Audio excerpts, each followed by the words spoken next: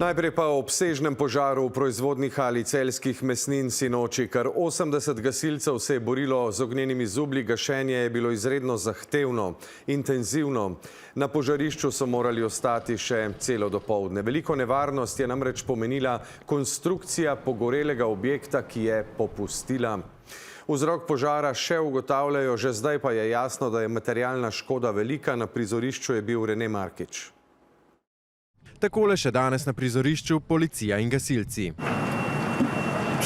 Obsežen požar v proizvodni hali celjskih mesnin so sicer pogasili že pozno sinoči, ob tem pa gasilci, posredovanje je bilo izredno oteženo. Predvsem zaradi popustitve določenih konstrukcijskih elementov v objektu, ki so potem bistveno otežkočili samo gašenje in dostop do žarišč. 5 gasilskih enot in skupaj kar 80 gasilcev se je takole z ognjenimi zublji borilo vse do polnoči. Jezus, pa moka, pa vse to je tako gojilo.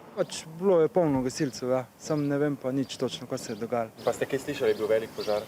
Boje, ja. Zaposlenih naj v podjetju, tako Žnidarko, ob začetku požara ne bi bilo. Zagorelo je v obratu za predelavo mesa, po prvih ocenah pa je škoda znotraj objekta velika. Ni prišlo do prebitja na zunanjo stran. Objekt je zgrajen v 2 nivojih. Spodnji nivoj je, tam je bilo jedro požara, je poškodovan, zgornji nivo je tudi poškodovan, tako da gre nekje za okrog 8 do 10 tisoč kvadratnih metrov površine. Gasilci so stražili vse do jutra, danes pa opravili še dodaten pregled celotnih prostorov.